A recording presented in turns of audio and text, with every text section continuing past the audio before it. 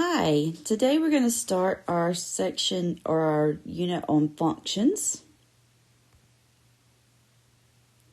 Central concept to understanding how math models the world around us is the notion of functions. In general, a function is a mathematical process that relates two or more quantities to one another. This relationship between two or more quantities allows us to represent unknown amounts of one quantity with known amounts of another.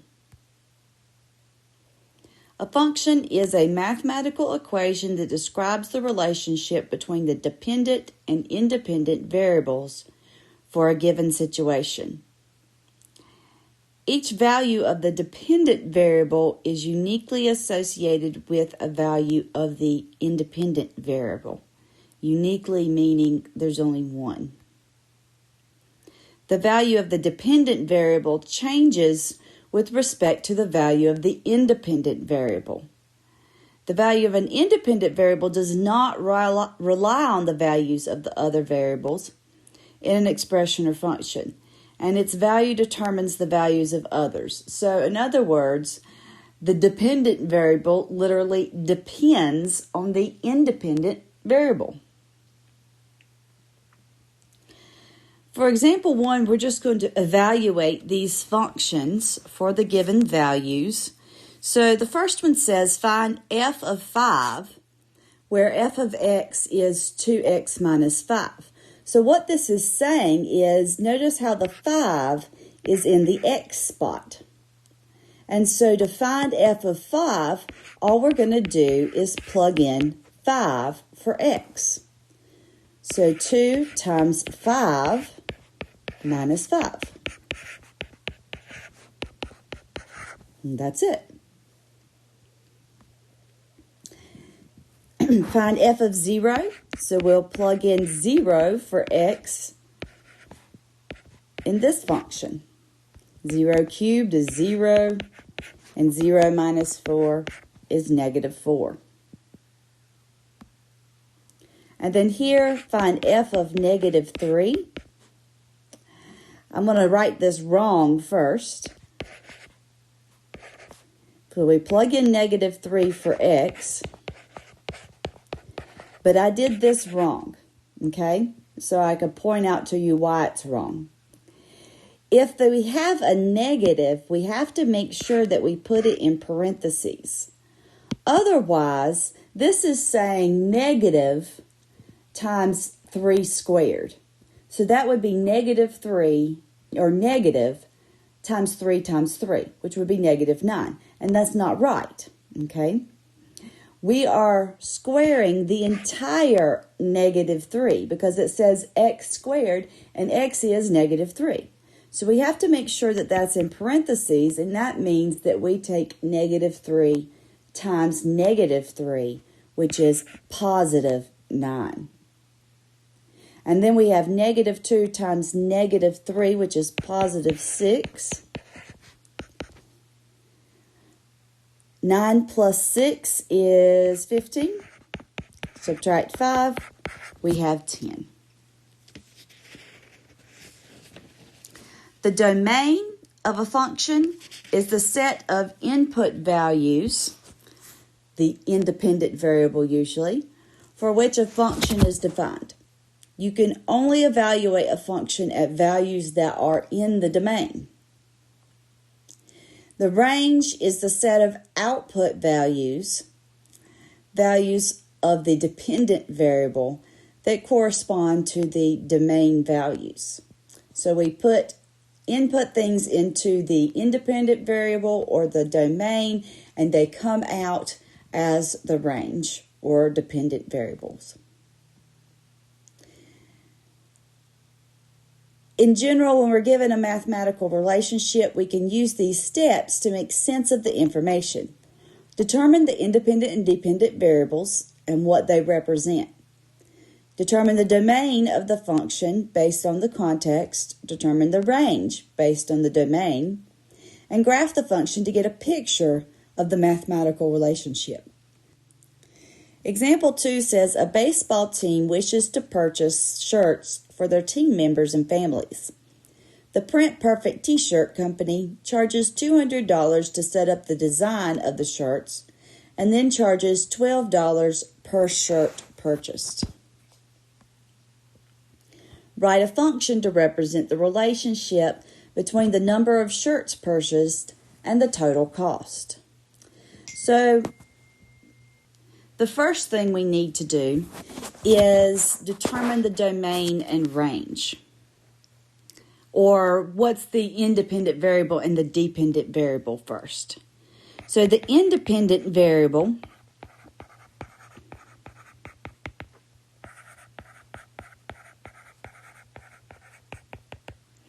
is the one that's independent of the other. So the cost of the shirt, or how many shirts there are, will be the independent variable, the number of shirts. Because the cost of the shirts depends on how many shirts you purchase, right? So I'm going to let the independent variable be S and the dependent be C. So the cost would be, it says it charges $200 to set up the design of the shirt. So $200 flat. That's not dependent on the number of shirts purchased or anything. Even if they just purchase one, they got to pay that $200. And then we add to that the cost per shirt. So it's $12 per shirt. Per means multiply. So 12S. Every time we add a shirt, we would add another 12. Okay, so that's why we're multiplying by 12. So for example, if we had one shirt made, then we'd pay $212. If there were two shirts, then 2 times 12 is 24. We'd pay $224, and so forth. So this is our function for the situation. Part B says determine the domain and range for this function.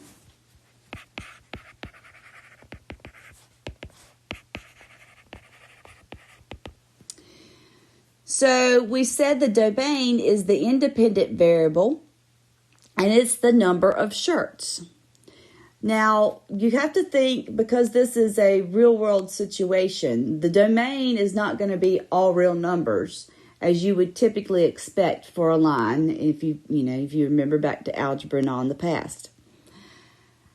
You have to think about it in terms of a number of shirts. You can't have a negative number of shirts, right? So it's only going to be the positive values. And you could start with no shirts, and you could go all the way up to millions, It doesn't matter, but it's always going to be positive. So we're going to say that the domain is all non-negative numbers of shirts. And then again, the range is going to depend on our situation. So we know that the cost of the shirt isn't going to be $0 because we have to pay $200 no matter what. So the range is going to start with that $200 and go up. So all values of shirts, $200 or larger.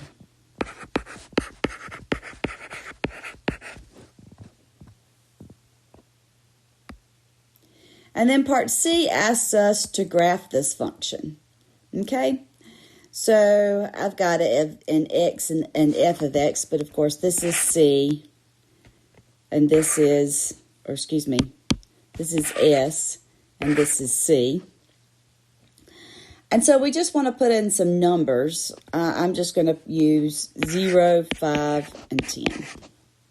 And so we'll plug in f of 0 would be 12 times 0 plus 200. That makes our C value or our Y value 200. F of 5 would be 12 times 5 plus 200. 12 times 5 is 60. So we've got 260. And F of 10, oops, forgot my plus 200, would be 120 plus 200, which is 320. Okay, so the next step is to talk about how we need to label our graph. On the x-axis is usually where we put our independent variable. So that's going to be our number of shirts. And so the cost will go on the y-axis or the vertical axis. And that's going to be in dollars. Now we used the, let's see, S and C for X and Y there. We used the S values 0, 5, and 10. So let's at least get those on our graph. 0, 5, 10, and then we can continue to end it up there. And we said that our cost would start at $200. So I'm going to make this first spot here $200. And we can go up by any amount of units, any jump that seems appropriate. But since we've already got 200, 260, 320, I'm just going to go up by 60s.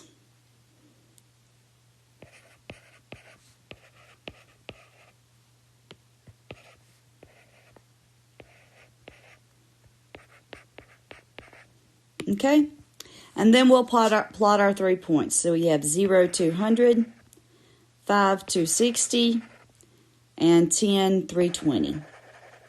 Now we can draw a line that fits that, and we'll continue it all on out. And that concludes this first section on functions.